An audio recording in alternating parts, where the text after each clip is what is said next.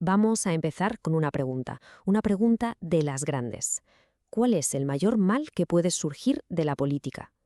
No pensemos en lo bueno, en los objetivos más nobles, no, pensemos en el peor escenario posible.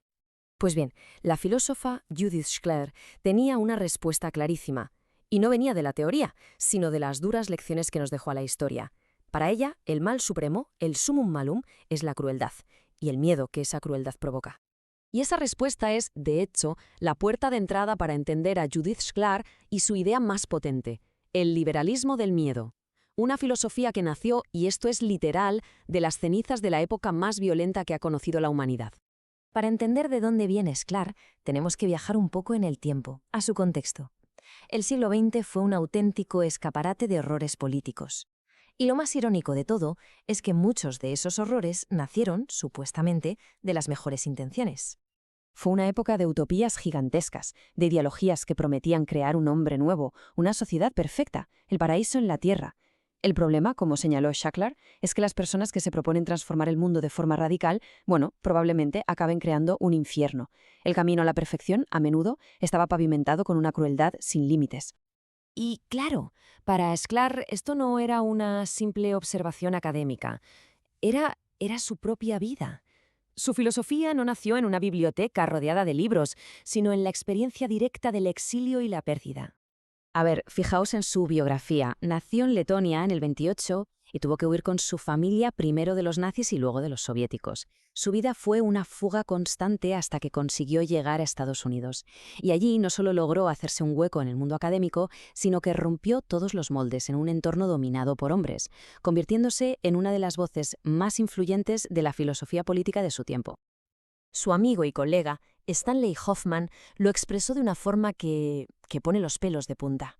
La experiencia de ser un superviviente no era una anécdota en su vida, era la lente a través de la que veía toda la política. El horror no era un concepto teórico, era un recuerdo vivo. Y es justo desde ahí, desde esa perspectiva, la de quien sabe que puede ser la víctima, desde donde Sklar desarrolla su idea más poderosa. Entonces, ¿qué es exactamente el liberalismo del miedo?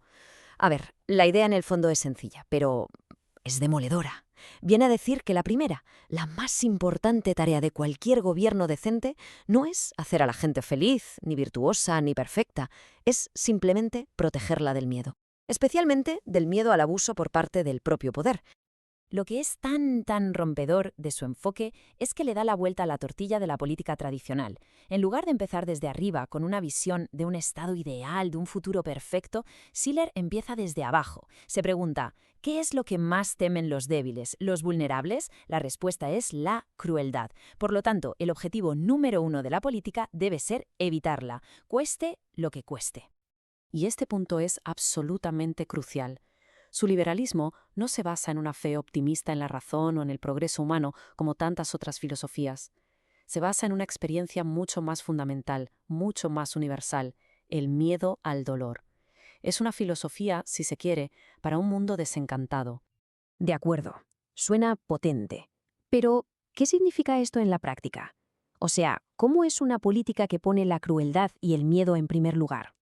Pues en la práctica significa que la prioridad ya no es la gloria nacional o una ideología perfecta, no. La prioridad es la protección real de las personas. Se trata de valorar las constituciones, la separación de poderes, no como ideas abstractas, sino como las mejores herramientas que hemos inventado para frenar la crueldad. Y sobre todo significa desconfiar siempre del poder cuando se concentra, da igual que esté en manos de una élite o de una masa enfurecida. Y hay una imagen que lo ilustra a la perfección. Sklar decía que siempre hay que intentar ver la política desde la perspectiva del perdedor. Por ejemplo, en vez de leer la Ilíada como la historia de los héroes victoriosos de Aquiles, ella, siguiendo a Rousseau, se preguntaba, ¿y cómo se ve la historia desde el bando de los troyanos? ¿Desde los derrotados? Eso es la política desde abajo.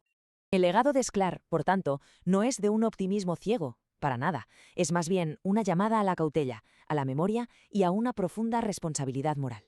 Ella era profundamente escéptica de las grandes promesas y del optimismo desenfrenado en política. De hecho, pensaba que la esperanza podía ser peligrosa. ¿Por qué? Porque un exceso de esperanza en un futuro perfecto nos hace olvidar los horrores del pasado, nos vuelve descuidados, nos hace bajar la guardia ante la posibilidad de que se repitan. Así que el punto central al final es este. la política debe ser un ejercicio constante de memoria.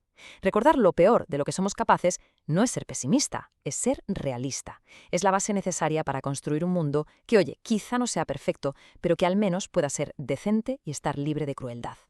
Y todo esto nos deja con una pregunta final, una que, la verdad, resuena con una fuerza increíble hoy en día.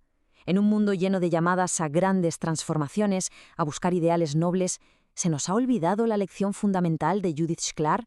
En nuestra prisa por construir el cielo en la tierra, ¿corremos el riesgo de olvidar cómo se previene el infierno?